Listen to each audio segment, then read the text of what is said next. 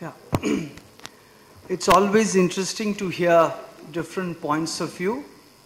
Before coming to some of the summing of points I wish to highlight, I'm reminded of what happened in Tamil Nadu years back when Mr. M.G. Ramachandran was the Chief Minister. If you may know, he was the first one to introduce the famous midday meal scheme. At that time, a huge innovation. We had 1 million people saying it's not possible, the Planning Commission came up, blah, blah, blah, everything. Today, possibly 30 years from the day it was conceived, it is now part of the nation's education spectrum. In that, if you are introducing the Right to Education Act in the way it has been perceived now, students coming to school with the midday meal scheme is now accepted all over India. Talk about innovation at the policy makers level. Further, and this is a very real and very poignant story, this is the district of Medak, which is of Hyderabad, the former constituency of Mrs. Indira Gandhi, when she contested elections for both Medak as well as Raebareli in 1980. One day, in the midst of a very harsh summer, the collector of Medak had about 25 parents. And he was told, "Sir, please reopen our schools." And the question was asked, now drought is being looked at as a major possibility in most of India. The collector, he came out and the parents asked him, "Please reopen our schools." The collector asked, "Pray, why I should do that?" These parents who were from very, very poor farming communities said, "Our children are not having even 1 square meal a day. If the school is reopened, the midday meal scheme will help us give that child that 1 square meal." And immediately the collector was wise enough to open up that school. Talk about the way certain innovations impact socially in more ways than one. Mrs. Singh talked about stability versus chaos. As teachers, as principals, we all want stability. The bell at 7 in the morning, 7:10 assembly, after that classes, etc., etc. While the average student today, especially I call the post-IPL generation, their attention span is about 1 IPL over. Ek IPL over ke beech mein you should have that flying ad, you should have some Walt Disney cartoon coming in between. After 4 minutes, you must give him a break. It is this generation that we have to teach, who are much more tech savvy, who understand this better, at least at what we call our elite schools, quote unquote, no offense meant to anyone. In the organization I am part of, we look after 4 schools. The school I am heading, 90% of the parents at home have internet connectivity, broadband. In the next school where I am one of the directors or trustees, 90% of the students haven't ever thought of internet ever in their lives, hardly 5%. The third school, which is a tribal school between the Government of India, Government of Gujarat and Atul Limited, they are tribal students who are sitting in a bus for the first time. The 4th one which I am talking about, Atul Institute of Vocational Excellence, we are, along with German collaboration, getting students to do vocational training, and they are refusing to come out of their tribal homes. What do these 4 different instructors and teachers face up as challenges? The student of vocational training, he does not know ABCD. The tribal child, many of them having severe hemoglobin problems, different challenges, alcoholic parents.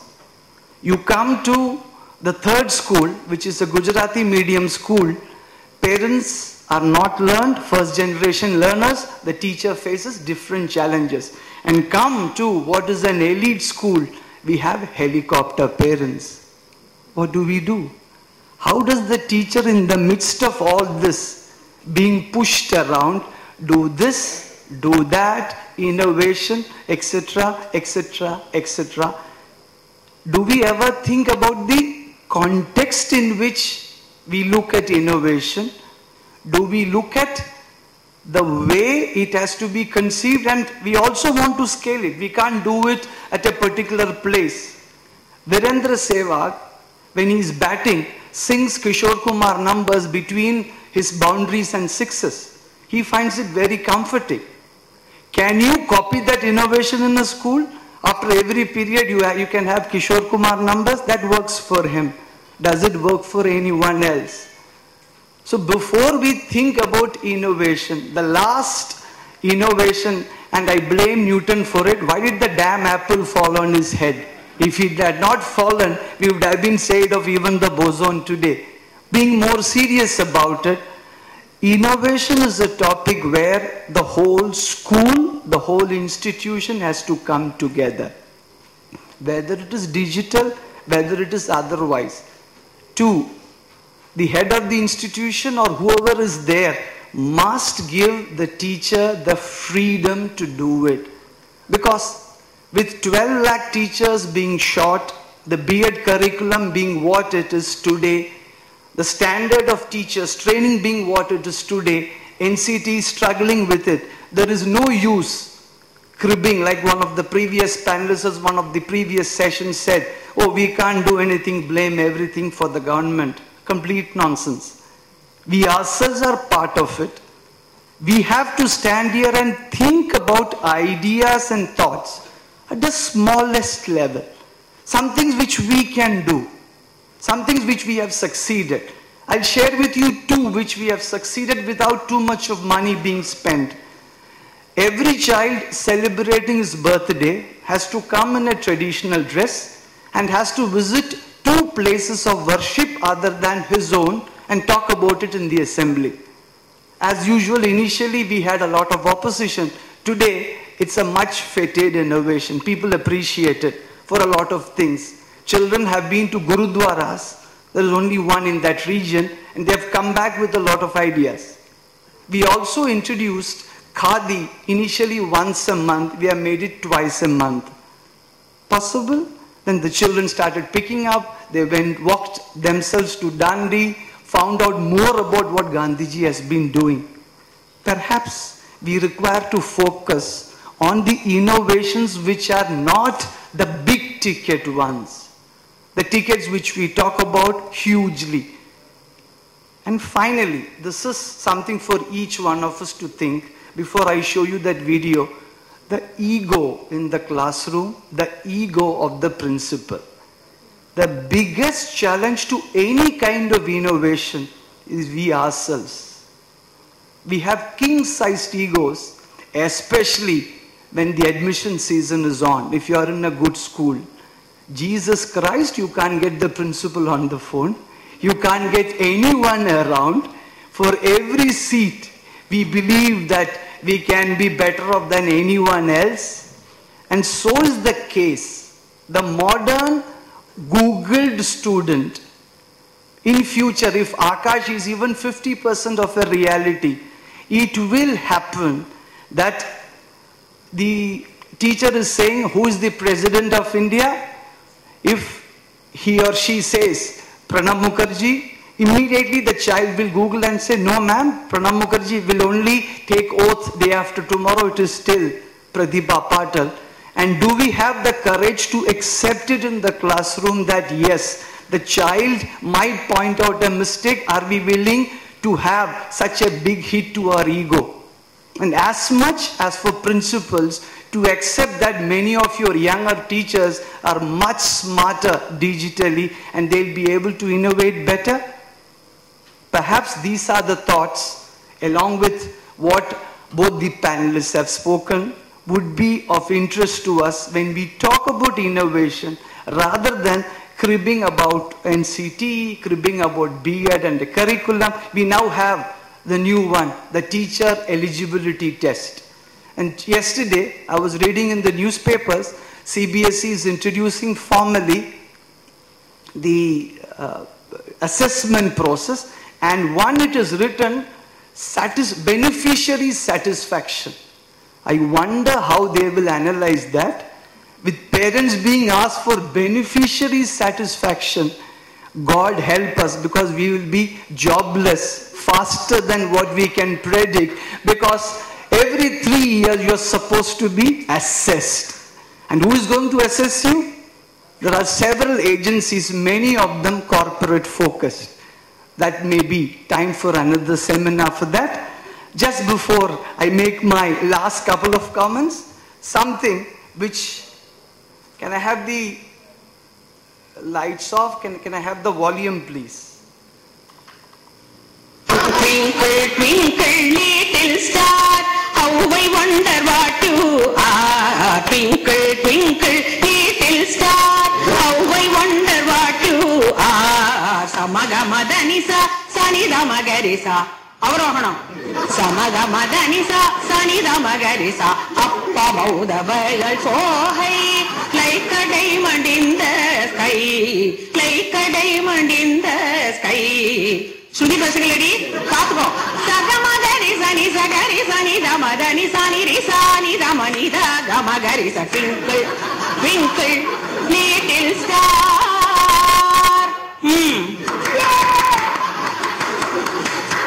Adukka language. Twinkle, twinkle, little star. How I wonder what you are.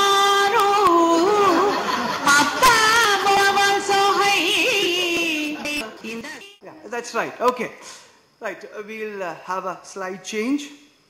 We now have amongst us Dr. Angela Fawcett. She's a very distinguished person who has specialized in dyslexia. And much more importantly, as I was talking to them just a few minutes ago, they are quite happy to be out of Britain during the Olympics. They find it a very useful distraction to come over here and talk to us. They were sharing with us that they've had hardly 3 to 4 hours of sleep, courtesy the airports and whatever else can happen. But more importantly, she has found the time to come and discuss with us something as principals, as teachers, we are all aware of: dyslexia. Almost on a daily basis, we face many of them in our schools. As also, do we have something ready-made to be able to identify them and put them through the processes which will help them come out of it or work around them? Most of us are aware of Tare Zameen Par. That is a movie which made many of us realize a lot more about many of the challenges we face within the school, within the classroom, and how can we look at it, and what is it all about? And I will request Dr. Angela to enlighten us with the distilled wisdom she has gained over several years, especially with some of her family members themselves being involved in it. Please give her a big hand, ladies and gentlemen.